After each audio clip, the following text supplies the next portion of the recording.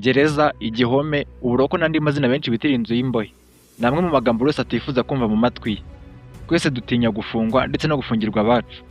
Ariko se ujya wibaza uko bibabaza kubona umwana w'imyaka 7 cyangwa se 10 ari muri gereza? Noneho by'akarusho ari muri gereza bivugwa ko ari iya mbere mu gufata nabi abagororwa. Mu isi yose abarorwa bagera kuri 11 bose bafungiye mu magereza atandukanye ku isi.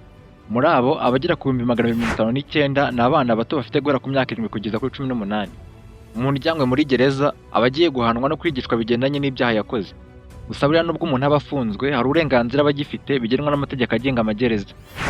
Harimo nko kuba agomba kurya no kwisukura, kuryama, kuganira na bagenzi be, rimwe na rimwe no kwidagadura bikazamo.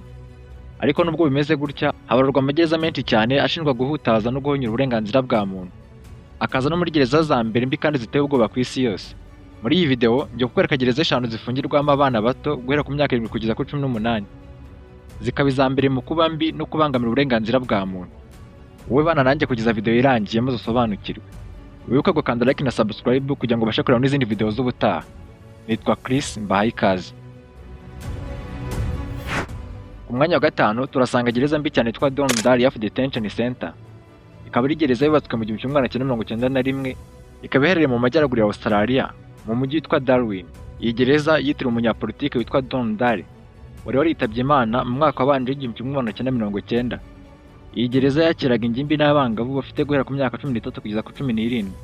Iyi gereza kandi yubatswe hagamijwe ibintu bitatu, ari byo detention, gufunga by'agateganyo ku bana bakoze ibyaha, rehabilitation, kubafasha guhinduka no gusubiza abana mu buzima busanzwe, education programs, kubigisha no kubaha ubumenyi mu buryo butandukanye. Gusa nyuma byaje kugaragara ko ubuzima bw'aba bana bafungiye muri iyi gereza butari bwiza nk'uko byari byateganyijwe.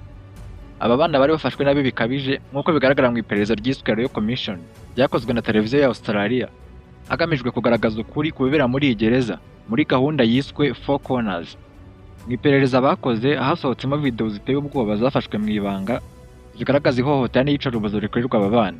Aba bana bakorerwaga ibyitwa solitary confinement, gufungirwa mu cyumba cya wenyine utemerewe guhura cyangwa kuvugana n'abandi. Ibi ntibyari bisanzwe kuko mu busanzwe ibi ni ibihano biba mu magereza y'abantu bakuze gusa.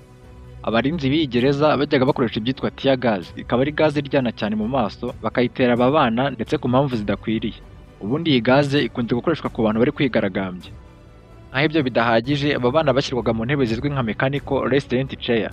Izi ni intebe mbi cyane, zikaba kimwe mu bihano bikomeye biba mu magereza atandukanye, aho umuntu yicayemo ntababasha kunyeganyega na hato.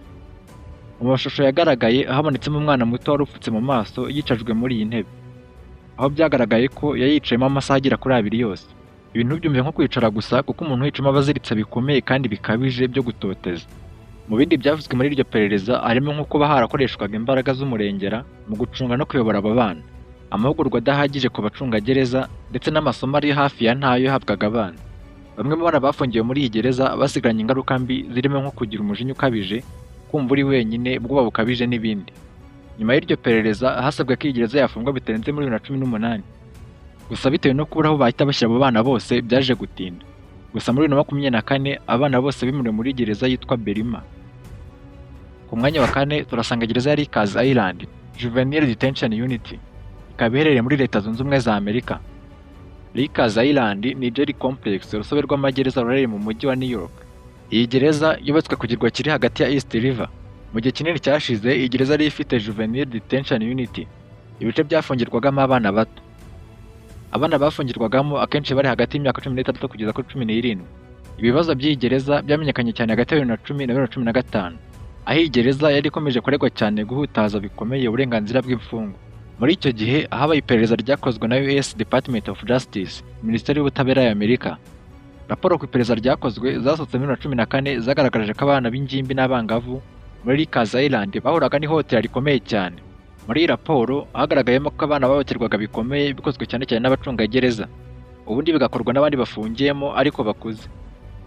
Dore ko iyi gereza itabagamo abana gusa, ahubwo yari ifungiyemo n'abakuze. Ibi bikaba bimwe mu byabangamiraga umutekano w'aba bana.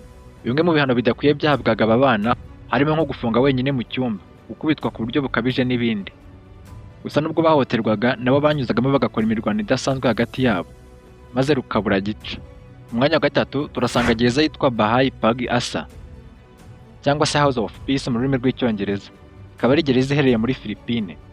Iyi ikaba ari imwe muri gereza za mbere zabayemo ubucucike bukabije, extreme overcrowding. Hagati ya 2016 na 2019 muri Philippines habaye anti-drug campaign, ubukangurambaga budasanzwe bwari bugamije kurwanya icuruzwa n'ikoreshwa ry'ibiyobyabwenge, by'umwihariko mu rubyiruko n'abana bato. Muri iki gikorwa habayemo no gufunga abana benshi batujuje imyaka y'ubukure, ariko bakoreshaga ibiyobyabwenge ku rwego rwo hejuru. Ibi byatumye gereza nyinshi zo muri Philippines zigira umubare munini w'imfungwa, cyane cyane mu zifungirwamo abana. Wumve neza ko kubera ukuntu iyi gereza yiswe House of Peace yari ifungiyemo abana benshi, habagamo ibizwi nka sleeping shift cyangwa se kuryama mu byiciro. Si ibyo gusa kandi n'ubwo iyi gereza yitiriwe inzu y'amahoro. Ni imwe muri gereza zavuzwemo inzara yo ku rwego rwo hejuru, isuku idahagije, ihohotera n'ibindi.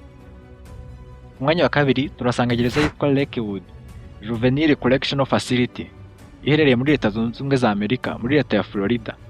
Iyi gereza yubatswe mu 1970, gusa iza gufungurwa ku mugaragaro nka gereza ifungirwamo abana mu 1971. Kuva gereza yafungurwa yabuzwe inkuru nyinshi zitari nziza ku bana, gusa byaje kwitabwaho cyane muri 2008 ubwo iyi gereza yapfiragamo umwana w'umuhungu aguye mu mirwano idasanzwe yabaye hagati y'imfungwa n'abacungagereza. Ibi byatumye hatangizwa iperereza simusiga ku mibereho y'abana muri iyi gereza. Abana bavaga muri iyi gereza hafi ya bose basohokaga bafite ibibazo byo mu mutwe, harimo nko kugira umujinya w'umuranduranzuzi, kwigunga bikabije, ihungabana n'ibindi. Nyuma y'iri perereza iyi gereza yaje gufungwa muri 2015, bivuze ko yafunzwe imaze imyaka 40 yose ikora. Umwanya wa mbere turasanga gereza Elan School, ikaba iherereye mu ishyamba riri muri leta ya Maine muri Leta Zunze Ubumwe za Amerika. Mu 1970 nibwo umugabo witwaga Gerald Davidson yubatse inzu nini ya Elan School. Uyu bakavuga ko ari ishuri rizajya rifasha abana bafite imyitwarire idasanzwe kugaruka mu murongo. Gusa nyuma ibi byaje guhinduka ubwo bamwe mu bana bahavaga batangaje ibiberamo. Muri iyi gereza bafataga umwe mu bana bakamushyira hagati y'abandi, bakamushinja bakanamwemeza ibyaha, ubundi bakamusebya bakanamukubita. Abayobozi b'iyi gereza bavugaga ko ibi bizajya bifasha abana gucika ku ngeso mbi, mu gihe abandi babibonaga nk'ihohoterwa rikomeye. Muri iyi gereza kandi haberagamo ibikorwa byinshi bitemewe n'amategeko, harimo nk'imirwano ibera muri ringi, aho bahuzaga abana babiri muri ringi maze bakarwana, kugeza umwe yishe undi cyangwa se akamuvuna byo kumumugaza. Ibi bakabikora bijejwe gutaha ku watsinze. Ibi byagiraga ingaruka zikomeye ku bana, harimo nko kugira agahinda gakabije, kugira imvune n'uburwayi bikomeye bituruka muri iyo mirwano, isuku nke n'ibindi. Nyuma y'uko ibi bimenyekanye muri 2011 igereza y'isi ifunguye igitaraganya, ndetse bamwe mu bayobozi bayo batabwa muri yombi.